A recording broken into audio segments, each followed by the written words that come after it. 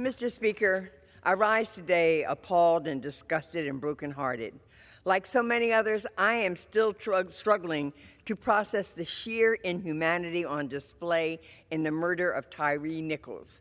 Last week, our nation watched helplessly as another innocent black man was beaten to death by men sworn to serve and to protect. In the final moments of his life, Tyre Nichols cried out for help as he struggled to understand what he possibly could have done to deserve such a fate.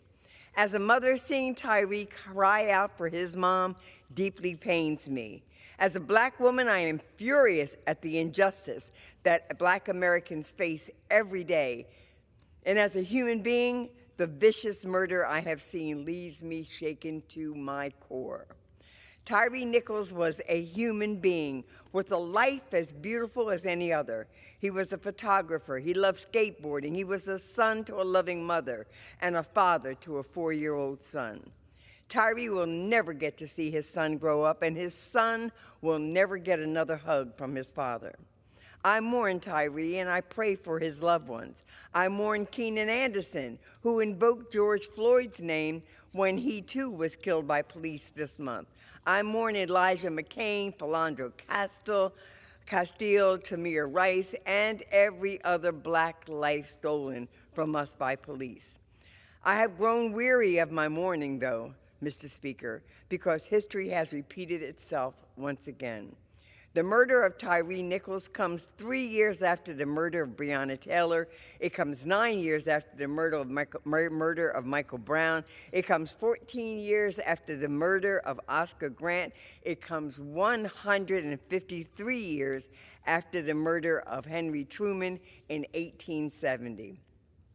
Nothing we can do will ever bring back Tyre Nichols, Daunte Wright, Eric Garner, or any black American killed by a system that did not value their life. We can, however, demand accountability and sweeping reforms from police departments that have built, maintained, and even encouraged a culture of brutality and even racism. The time is now to reevaluate and reimagine the role of police in our community. We must stop waiting for justice and start doing our jobs. As public servants, we have a duty to do right by our communities, even if that means starting the long, difficult process of reforming and restructuring our justice system. It is the duty of the federal government to ensure that law enforcement is used to protect communities, not tear them apart. Last Congress, the House passed the George Floyd Justice and Policing Act, but the Senate blocked it from becoming law. That was a disappointment, but it cannot be a defeat. This Congress, we have a new opportunity to end qualified immunity and protect our communities. However, that opportunity will not seize itself. House Republicans have spent endless time and resources establishing committees for conspiracy theories, but have offered zero solutions to the rising tide of police brutality. I call on all of my colleagues to commit or recommit themselves to fixing the fundamental flaws in the fabric of our justice system. If we fail to do so, our society will forever be one in which police are seen as an occupying force instead of a force for good. Thank you, Mr. Speaker, and I yield back.